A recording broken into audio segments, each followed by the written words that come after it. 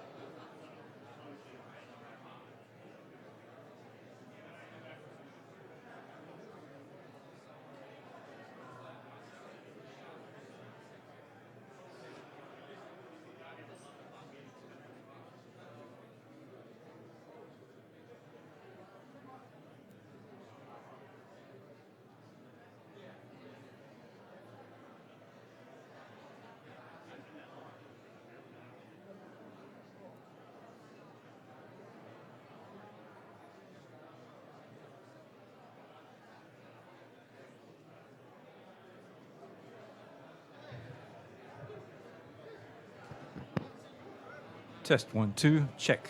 Test. Mic test. Checking 1 2 1 2. Check check check. Testing 1 2. Testing 1 2 1 2. Check. Test. Testing 1 2. Everybody got it? Good good. Anybody else still need it? Check check check.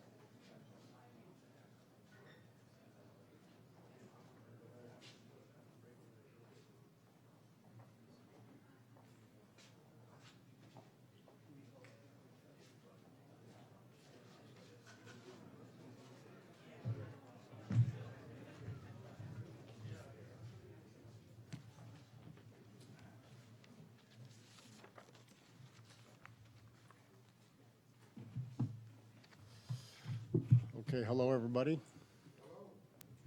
Good morning. Still morning. Good morning, everybody. How you doing? I think I'm getting ahead of Luke Rankin, right, Luke? So I jumped ahead, huh? That's too much initiative. So come on up, Luke. Come on. Let me introduce to you the president of the student body, Luke Rankin. Hey, that's great. Good morning. Thank you all for attending this press conference this morning for a very important announcement. My name is Luke Rankin, and I serve as the student body president for the University of South Carolina. It is my honor today to have the opportunity to introduce the 29th president-elect of the University of South Carolina. A graduate from the Military Academy at West Point, Robert L. Caslen, Jr. holds a Master of Business Administration degree from Long Island University and a Master of Science degree in Industrial Engineering from Kansas State University. Caslen is a retired Lieutenant General and former Superintendent and President of the U.S. Military Academy at West Point.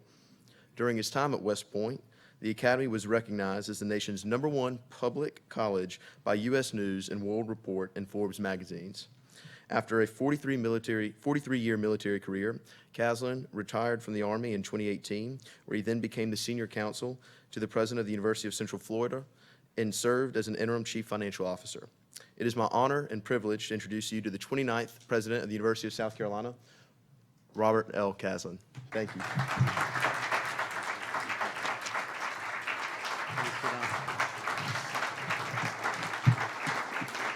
Have a seat, please. Well, thank you very much, Luke. So Luke talked about being the #1 public college in America, but I think my greatest pride is that we learned how to beat Navy in football for the first time in 14 years. So to all the Navy fans out there, my apologies. But Luke, thank you very much for that introduction, and thanks to all of you for being here today. I am truly honored and humbled to serve as the 29th President of the University of South Carolina. I have to tell you that I do not lightly take the trust and confidence that you've placed in me. This is a remarkable university with an amazing community of students and faculty, staff, and alumni. I'm fully aware that some viewed the pathway to get us here as imperfect, and still others would have preferred a different outcome. I also know that I have big shoes to fill, and that President Harris Pastides is loved dearly by the students that are here, and he's loved throughout the entire university community. And I've spent some time with President Pastides when I was serving with him on the NCAA Board of Governors, and everybody on that board absolutely had the highest respect for him, including myself. I'm very fortunate to remain our friendship, and he's helped me considerably, to include a phone call just the other day. And through all of that, I could see why he is so endeared and loved here at the university. I also know that the success of this university and the university system is not just dependent on me. It's dependent on how well we all work together. Leadership, as I've come to learn throughout my career, is not all about taking action. It's about listening and questioning and learning and collaborating so that the actions that we take are well informed and in the best interests of the entire organization. My pledge to all of you is that we will engage, we will listen, we will learn, and we will work together to advance the cause of this university and the university system. One of my first acts to better understand the opportunities and challenges ahead was to go back and to read all of the comments from the faculty and the students from the April meetings and the April presentations. And I'll tell you, if you have any inflated opinion of yourself, just go back and read those comments, and it's a humbling experience. But I learned a lot. It was helpful to understand, not only about myself, it was also helpful to understand the perspectives of everybody in the student body and the faculty and how important that is. I'm here to listen, to understand, and to begin to build relationships. And the team that will take the University of South Carolina to the next level and beyond. First thing this morning that I felt was extremely important was to sit down with a cross-section of students. They were incredible. That's why we're here, is to serve our students. I got some great feedback from them about some of the student activities that are coming up. They gave me great advice on the visibility of a president. They talked to me about diversity and why diversity is so important. We reflected about my comments from back in April and had a good discussion about that. We talked about sustainability. And one point really that I valued was the discussion that we had on mental health and the mental health efforts of the University of South Carolina and the mental health needs of our students. During the balance of the day and all the way through Wednesday, I'm going to continue to meet with faculty, staff, alumni, university contributors, community leaders, and others. And that process does not just end this week. It's going to continue. Every one of our stakeholders deserves a voice, and every member of Team Carolina should not only feel valued, they should know that they are indeed a valued member of the team. You know, people have asked me, why in the world, Caslen, would you want to come to South Carolina after such controversy? And frankly, that's a question I have also asked myself many times. But the honest answer I kept coming back to was the students. I love education. Moreover, I love what it does for young men and women from all walks of life who aspire to better themselves through education and who want to go back and contribute to their communities. This next generation inspires me.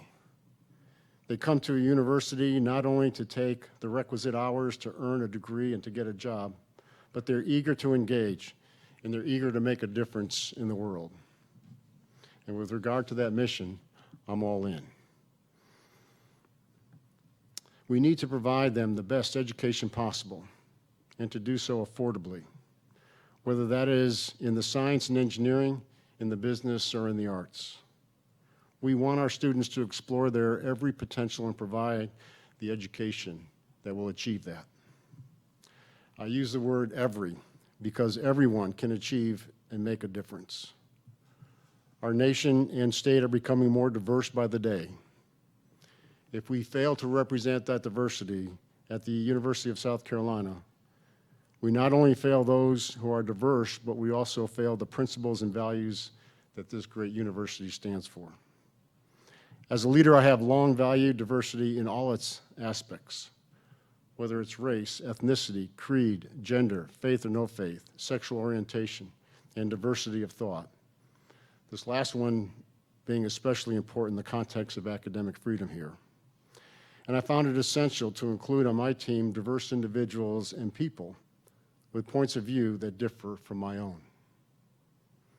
I'm proud to share that we hired West Point's first diversity and inclusion officer in the history of West Point. We hired the first female dean, or similar to here at the University, the provost, and we also hired the first ever in the history of West Point female commandant, which is akin to the Dean of Student Affairs. And at every level in the university, students, staff, and faculty, we were more diverse at the end of my service than we were from when we began. So what does this mean? It means that you can expect the same intensity and commitment to diversity and inclusion at the University of South Carolina. We need the hearts and minds and talents of everybody. In order for everyone to learn and grow, we need a safe environment.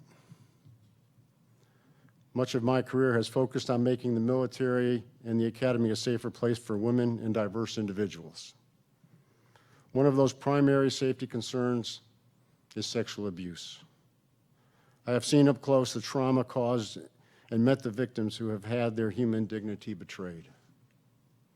I care so deeply about this that I've testified before Congress on this issue and volunteered my efforts to address it. In co-chairing the NCAA Commission to Combat Sexual Violence on college campuses with Davidson's College President Carol Quinlan, we learned that you have to do more than address specific cases. It requires getting at root causes and being vigilant about culture and environment. One of the leader's most challenging roles today is to create an environment, especially on university campuses, that does not shy away from talking about proactive and community-minded actions that will eliminate sexual violence. And that means open conversations with students on campus, and working with local officials and political leaders off campus so they too will address safety issues in the broader community. But let me be clear about my comments in April. I never intended to shift responsibility for sexual assault onto the shoulders of victims.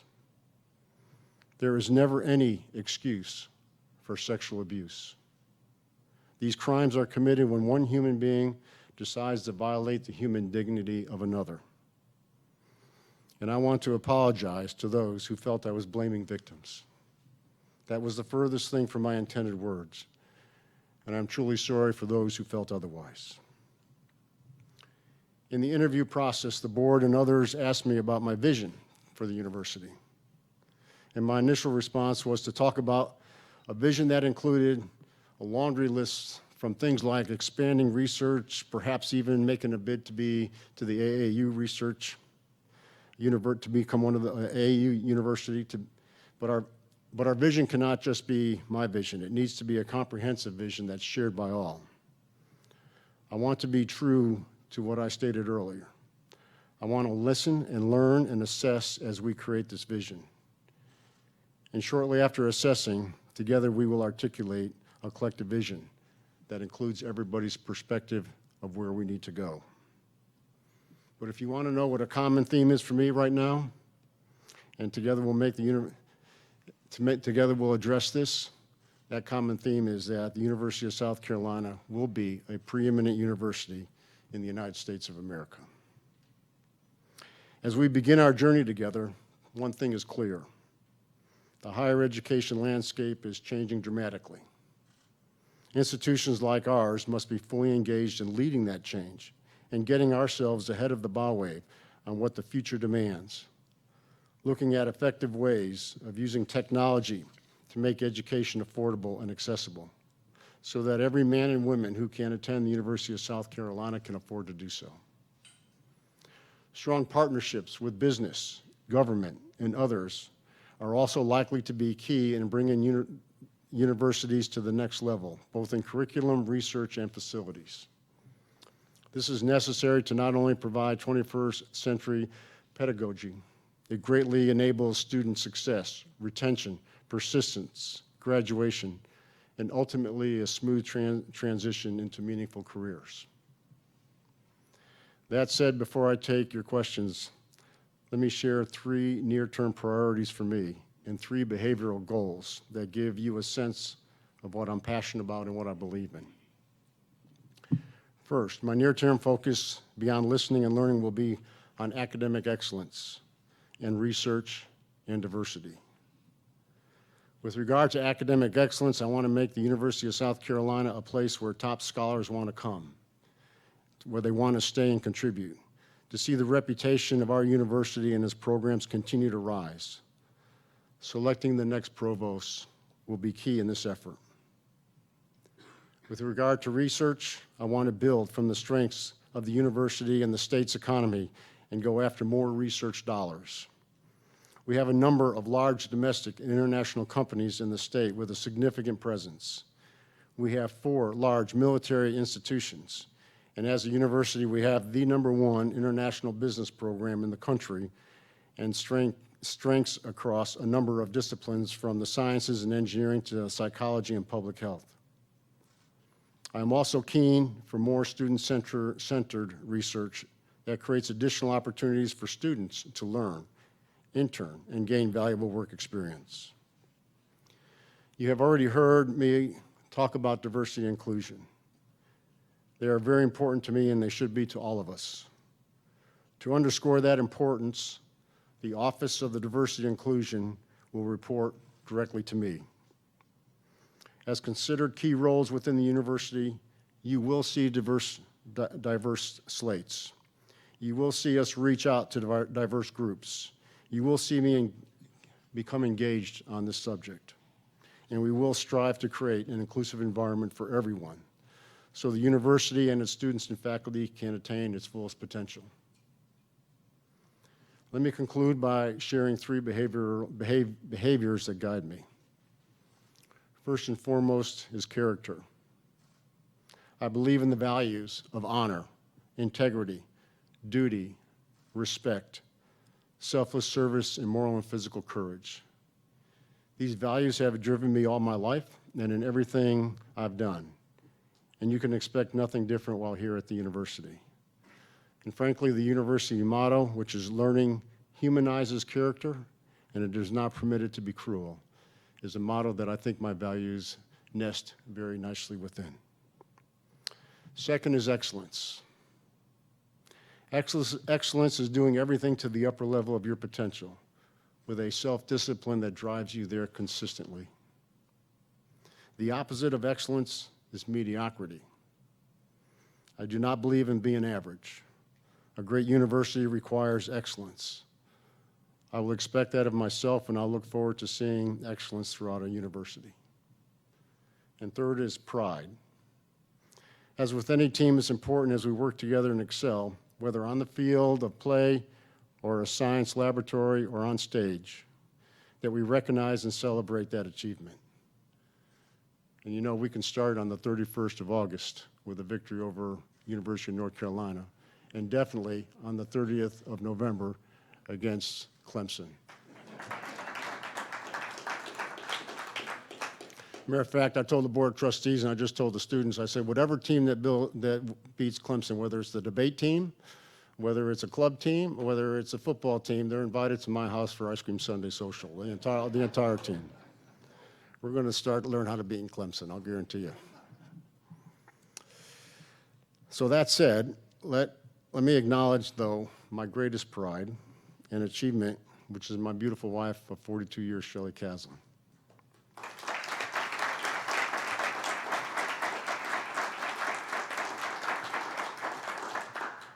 She's been by my side through thick and thin. She's survived many moves. She's cried many a tears, comforting numerous spouses. She's raised 3 incredible young men, and despite everything, she is still here beside me, and I love you. Before I take the media's questions, I do have one request. Everyone, please call me Bob.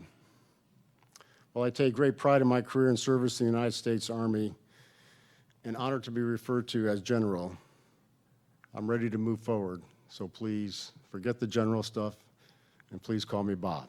I appreciate it. Okay, so let me wrap this up where I started.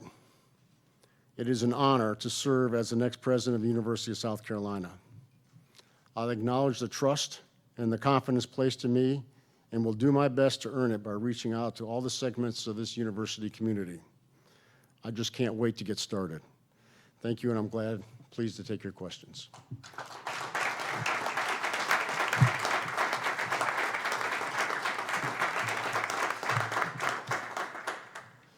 Andy. Yeah. What do you feel like you need to learn? What are the first things you need to learn about running a state public university?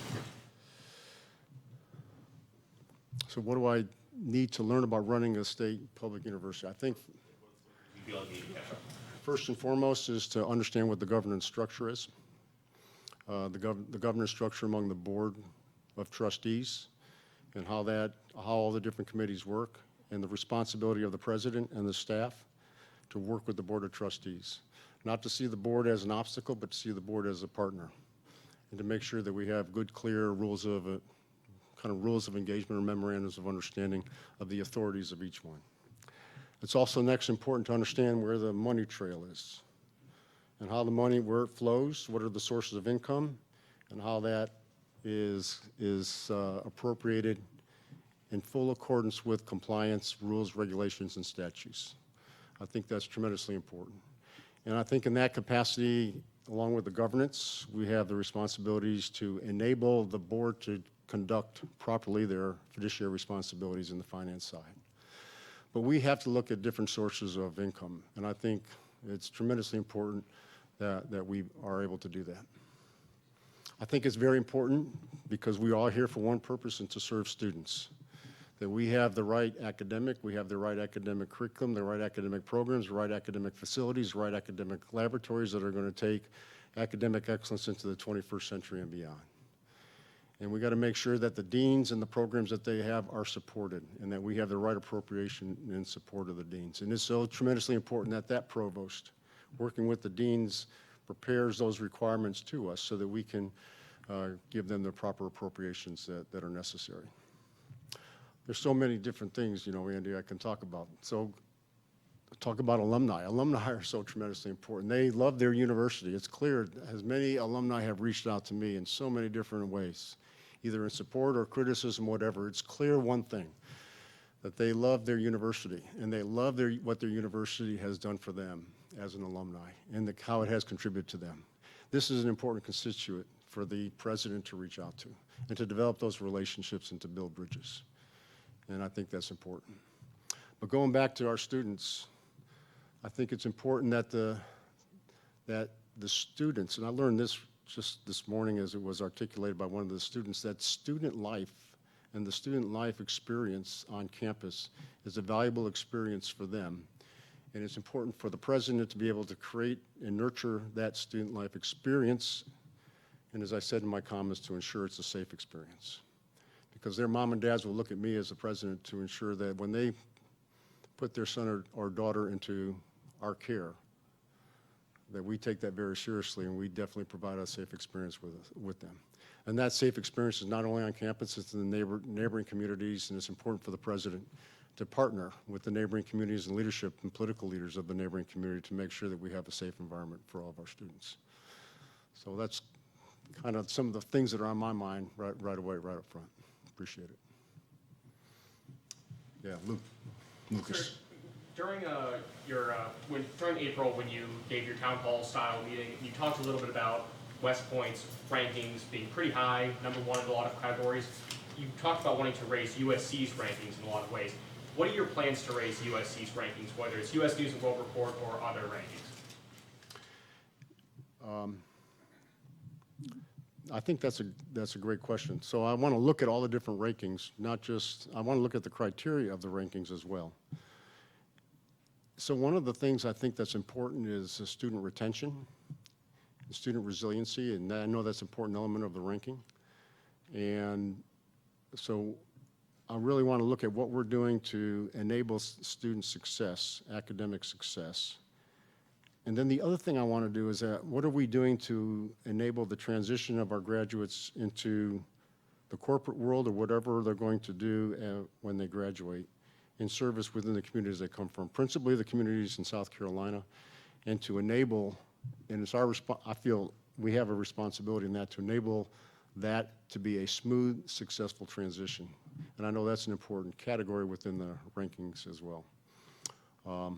There's other rankings in research, there's other rankings in honors college, like our honors college is doing extremely well. And those are all, I think, very important. We want to look at those, and I support all of those efforts.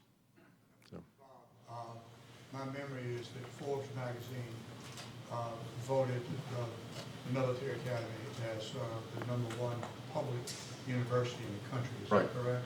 Yes, sir. What was it based on? What do they have similar rankings? Well, it's based on a number of things, and some of it has to do with student feedback and student life experiences and things like that. But it's really principally one of the principal criteria is graduation rates and the graduates transition into employment when they graduate from university. Some of it has to do with student loans, and of course, military academies are at a great advantage because, you know, they're all on a scholarship fundamentally. So those are some of the criteria that they use.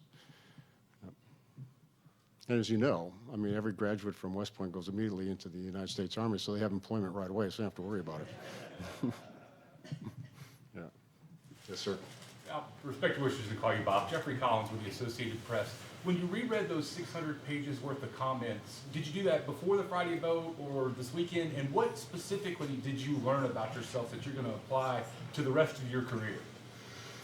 Well, I just read them just this past weekend. I was able to get them and look at it.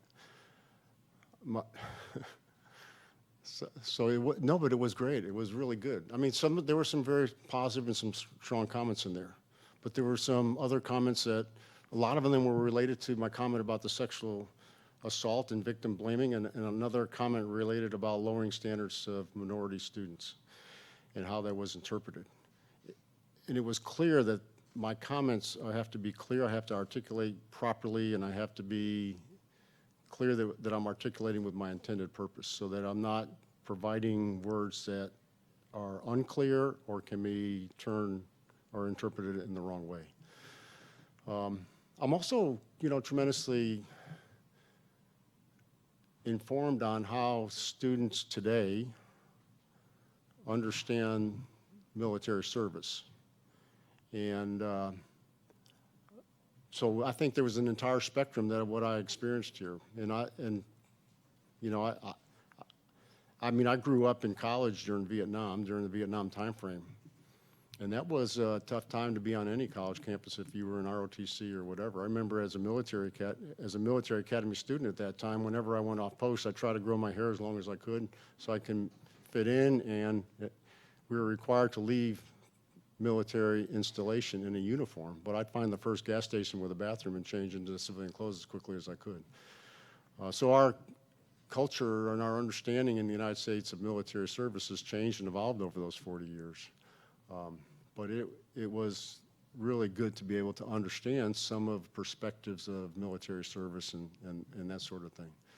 I think there's some bridges that we in the military and I'll be glad to have these type of discussions or whatever, but these are some bridges I think that need to be built so that we have a good understanding, as you know, because the military service is such a small percentage of America, less than 0.5% will serve. So it's important to understand what I think military service is all about. So I learned that about myself. I learned that running a R1 research college that would aspire to an AAU research university is, in the research side, is going to take a lot of work, and that there are a lot of passionate people about research, and I had underestimated that passion. I underestimated the importance of research at the University of South Carolina. And so that's renewed my emphasis in that particular area. That's why I had written about it and talked about it. But those are some of the thoughts that I learned off the top of my head. And like I said, most important, any inflated opinion I had of myself was quickly deflated. But it was healthy. I'm not criticizing the comments. I welcome the comments.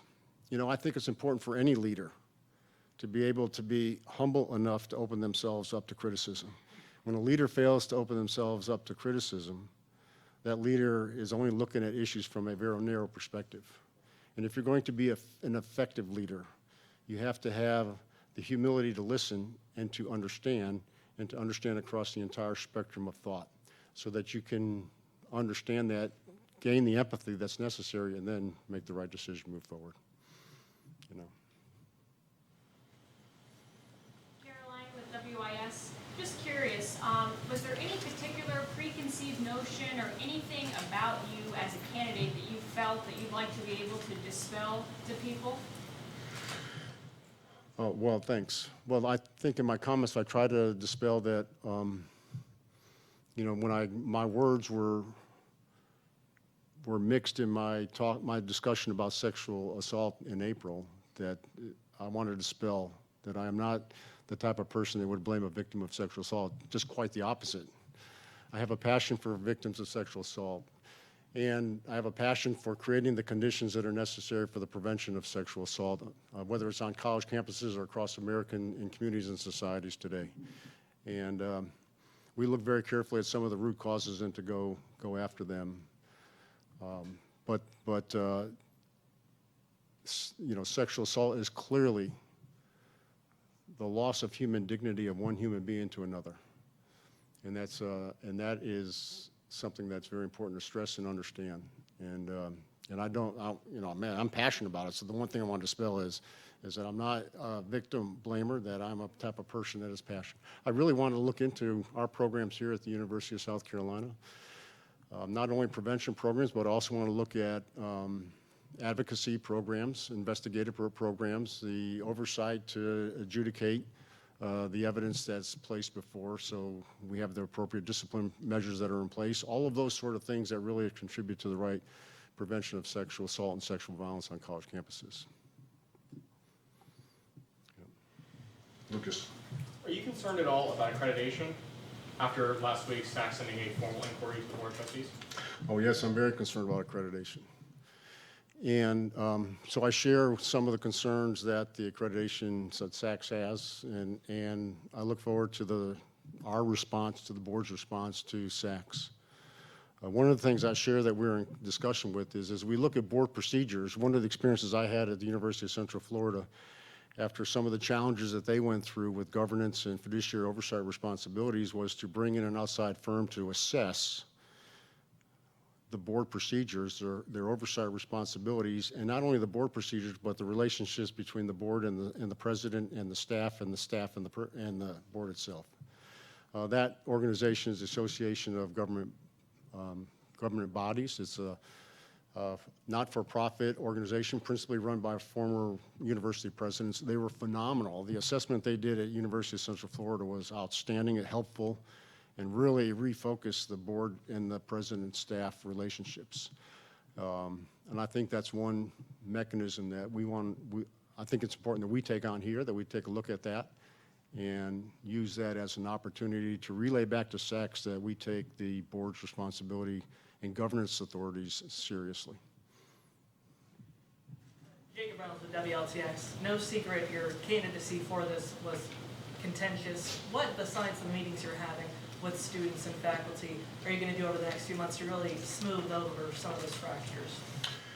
Yeah, I believe in Peter Drucker's philosophy on leadership is called management by wandering around. So management by wandering around means you don't sit in your office and sit behind your computer. Management by wandering around is that you make yourself present and then you are visible and that you engage.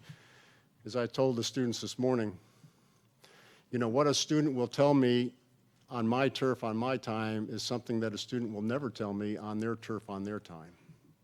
But what I'm really interested in as a leader is what are the issues that a student is experiencing on their turf. So the only way that I'm going to get that really honest, candid feedback is to be out there with them, to see what they're doing, to experience some of the experiences they are, to go to their meetings where they discuss some of these issues.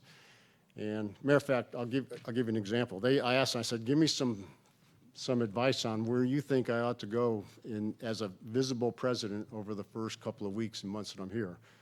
And here's what they told me. They said, Bob, they said, you ought to go to the community welcome on the 26th of August. And then you ought to go to Hip Hop Wednesday on September 4th. And then you ought to go to the African American cookout on August 23rd. And so these are some of the things that I said, you got it, it's already on the calendar, we're going to do that. But, you know, these are, and I said, please tell me some other things that you think I ought to go to and some other opportunities. And they gave me some great feedback, and I hope to get more feedback. But that's my intent, is to be there with them, to talk to them, to understand where they are. I told them, I said, you're probably going to see me maybe not at 1 o'clock in the morning, but more like 9 or 10 o'clock at night at 5 Points. Because I want to go out there. I want to see, you know, 5 Points from their perspective and see what it looks like. And I'll drink a beer with them. You know, but so but you know, I think that's important, that if you're going to be the leader of an organization, that you make yourself accessible and visible. And what's, I think, very important too, is that you make yourself transparent. So the decisions that are made are not made in a closet, that they're visible and they have the visibility to the entire constituents that are out there. Yes, sir. Scott with ABC Columbia, kind of piggybacking off that last question, do you plan on using social media a lot to engage with students, really interacting with them on digital platforms at all? Yeah, I will use social media, and I'll use other methods, you know, formal methods to send messages out and things like that. Well, I think it's important to communicate, and then not only communicate, but also to be visible on social media. You know, my predecessor was very effective with that, to his credit. And it was through social media that he really was able to develop relationships with the student body and with the faculty in a positive way. And I think that's good. So yes, yeah, the answer is yes. But you know, I'm an old guy, so am a digital immigrant, right? So you guys from the millennial age are digital natives. So if you ask me to try to post something on social media, I got to go to my millennial that's out there someplace. Can you hand him my iPhone and say, can you post something, please? Yeah. Andy. What do you say to, sorry, Andy, what do you say to the governor, to the legislature with all the things that have happened in the last 2 weeks? What kind of bridges do you have to build with state government? Well, thank you. So I think, well, first of all, I'm not sure if I have to build bridges. I just have to develop relationships. And I really want to develop relationships, and I think it's important to develop those relationships. I want to spend a lot of time on the Hill with them, and I want to, Tuesday mornings before legislation opens, I want to be able to have conversations and talk with them and to meet them formally and informally. You know, it's important that we express the needs of our university so that those needs are presented to the legislative body. And it goes back to what I said before, it's important to understand where the money flows.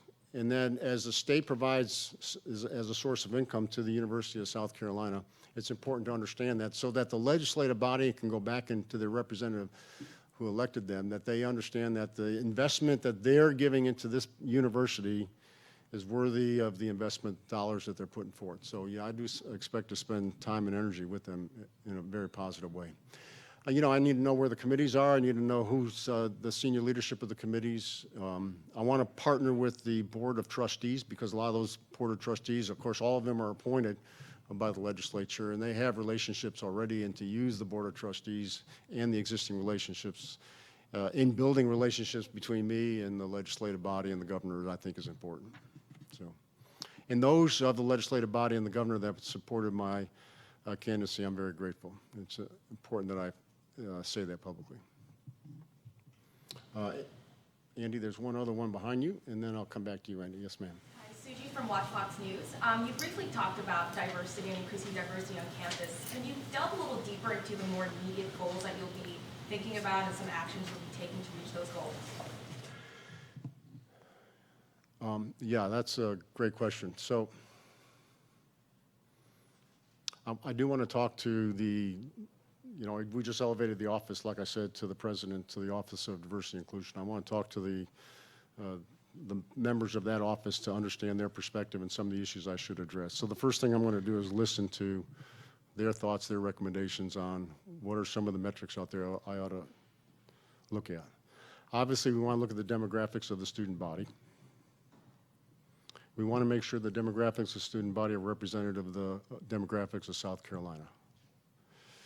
We want to look at the demographics of the faculty, and we want to make sure the demographics of the faculty represent the demographics of the student body. And I think that's important. Because if your bigger constituent as a public university are the people of South Carolina, and if we fail to look like the people of South Carolina, we risk becoming illegitimate in their eyes, and we don't want to get there. I also want to look at retention. And I want to look at the statistics of retention to make sure that we're retaining and providing the retention services, whether it's to minorities or whether it's to any group out there, to enable success. And I think that's tremendously important as well. And then I want to look at graduation rates, which is retention, but also want to look at the transition into corporate world and how that looks. So all of those are going to be important. So it's not only to look at demographics, student body, the demographics of the faculty, but also the retention, I think, is a critical element of that strategy as well. Okay, thanks. Andy. When do you plan to start? What is your first day at the moment, or your plans at least to maybe be here through August when students are arriving? Yeah, so I have a couple commitments from my previous work, and actually a couple of them require me to go overseas and to do some leadership seminars and some keynote leadership speeches. I've already made those commitments before I was asked to be considered to come back down here, so I'm going to try to honor those as much as I can. I've asked our lawyer, our general counsel, to please look at those commitments from a conflict of interest perspective to make sure that I am fully embraced in the ethics of the university so we don't have a conflict of interest. And then I got to look to see if there's going to cause any conflict with any of the key dates. having said that, President Pacides said that he thought a good date to start would be August 1st.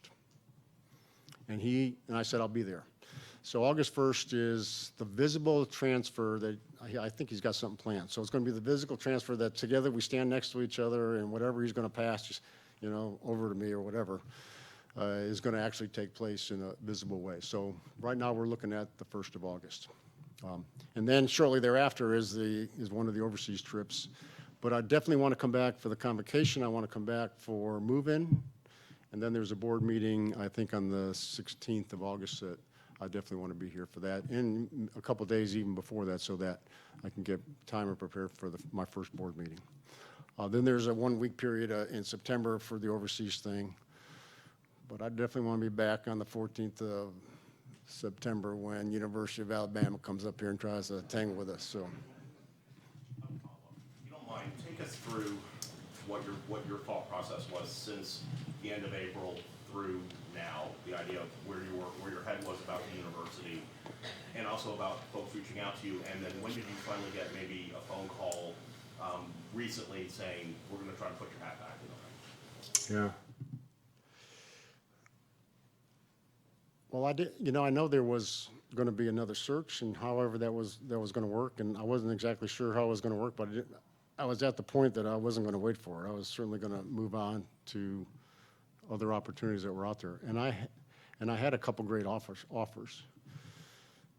Ironically, I was strongly recruited to one university, and I was on campus when the first phone call came in, and I was going to sign a contract within a couple of days. So I said, hold off, and we had a discussion with a couple board members on what that process and procedure was going to look like, and was asked to consider whether or not I would throw my name in it. And I said I would consider it. And the reason that I said I would consider it after the April experience was that I found myself being drawn back to the reason I wanted to serve in the first place, and that is to create the conditions and the resources and the programs for young men and women, students at the University of South Carolina who are going to be aspiring graduates who will go back into their communities to serve their communities and want to do something better for themselves. And I kept coming back to the students. I kept coming back to wanting to serve and to provide the conditions for their success. And that was stronger than resisting some of the challenges that I would see. I said, I'll take the challenges on. I'm glad to do that.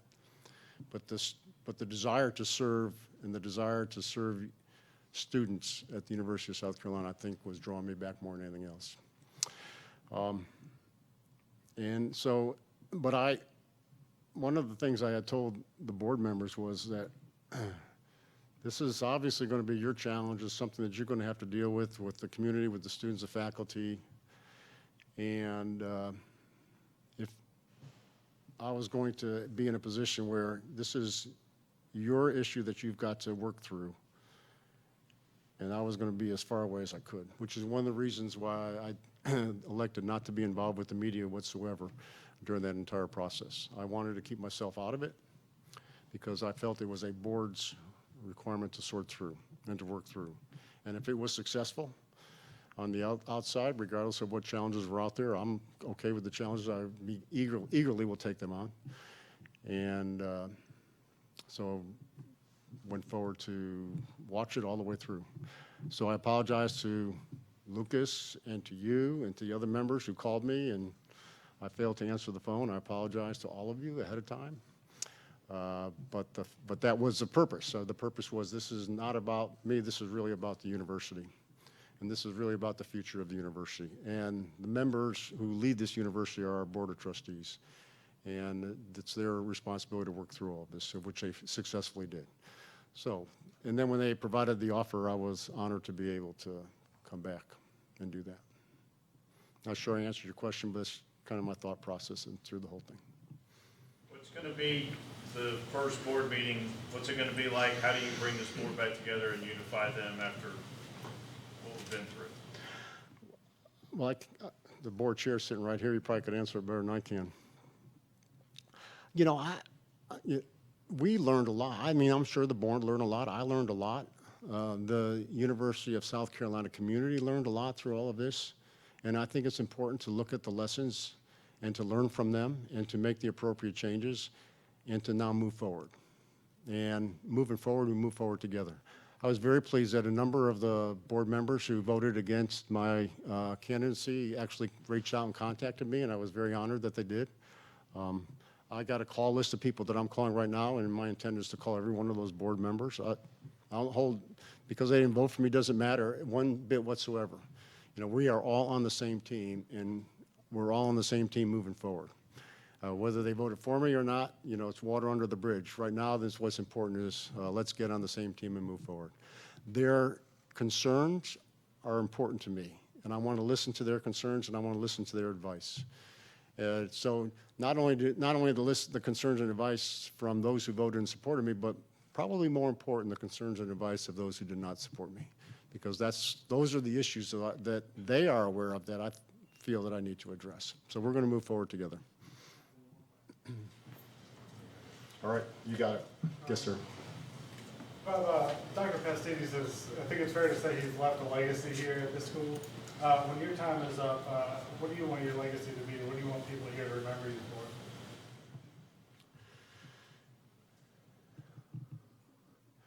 for? You know, that's a wonderful question. I don't think in terms of legacy, but I think in terms of service. That I was able to serve this community, I was able to serve the student body, I was able to enable their success so that when they graduated from the University of South Carolina, they can say that they graduated from a preeminent higher education university, probably the preeminent higher education university in all of America, and that their degree means an awful lot, and that the university is still their university, even as a graduate and alumnus, and that the university did all they can to transition them successfully into the corporate world or whatever they chose to do after graduation. And when they can look back on the university, not the president, but when they can look back on the university with great pride on what the university was able to do for them in developing them with academic excellence and to preparing them for the future. Not me, the university. That's, to me, would be my greatest legacy. Okay, thanks.